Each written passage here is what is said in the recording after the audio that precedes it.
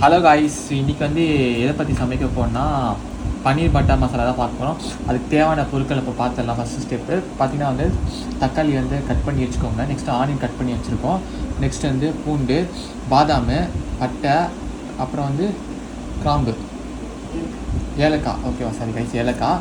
So இதெல்லாம் prepare பண்ணி வச்சுருக்கோம். ஸ்டெப் பை ஸ்டெப்பாக நம்ம உங்களுக்கு வீடியோவில் சொல்கிறேன்.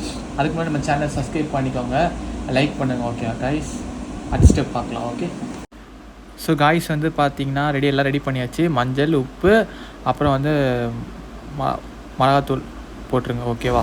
ஸோ காய்ஸ் பார்த்தா தேர்ட் ஸ்டெப் வந்து பார்த்தா பன்னீர்லாம் கட் பண்ணியாச்சு, அரைச்சாச்சு. அதுக்கப்புறம் கடாயில் போட்டு வதக்க வேண்டாம். ஓகே காய்ஸ், அதுக்கப்புறம் வந்து சாப்பிட்றது உங்களுக்கு ரிவ்யூ சொல்கிறோம். ஓகேவா. ஸோ காய்ஸ் பார்த்திங்கன்னா வந்து பன்னீர் வந்து வெந்துட்டுருக்கு கடாயில். ஓகேவா. நெக்ஸ்ட்டு ஸ்டெப் வந்து எப்படி டேஸ்ட் பார்த்துடலாம். Okay, so guys final step வந்து இப்போ ரிவ்யூ பார்த்துடலாம். சப்பாத்தி இருக்குது, பார்த்துக்கோங்க. சப்பாத்தி ரெடி போட்டாச்சு. ஓகே, வீட்டில் அண்டு சூப்பராக வீட்டிலே செஞ்ச ஹோம்மேடு தரமான பன்னீர் பட்டர் மசாலா அது ரெடி பண்ணியாச்சு. ஸோ பாருங்கள் காய்ஸ், பார்த்தா உங்களுக்கு தெரியும், ரெடி பண்ணியாச்சு. ஓகே, இப்போ வந்து சப்பாத்தியில் வச்சிடலாம். ஓகே, இப்போ நமக்கு எப்படி செஞ்சுருக்காங்க பார்க்கலாம். ஓகே, சப்பாத்தியை நம்ம சாப்பிட்டு பார்க்கலாம் காய்ஸ். ஓகேவா, நீங்கள் வீட்டில் ட்ரை பண்ணிட்டாங்க.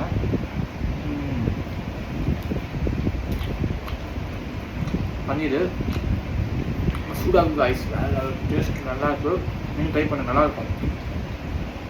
கடையிலலாம் இது ஒரு பிளேட்டே 150 200 மேலே போடுவாங்க. இப்போ இருக்கிற விலைவாசிக்கு அமௌண்ட் நிறைய போடுவாங்க. வீட்டிலே நீங்கள் ட்ரை பண்ணுங்கள், நல்லாயிருக்கும். சப்பாத்திக்கு சாப்பிட்லாம், பட்டர் மசாலாவுக்கு வச்சு சாப்பிட்லாம். அதாவது பட்டர் நான், பட்டர் ரொட்டி அந்த மாதிரிலாம் வச்சு நீங்கள் சாப்பிட்லாம். சப்பாத்திக்கும் வச்சு சாப்பிட்லாம். ஓகேவா, டேஸ்ட் பார்க்கலாம். இப்போது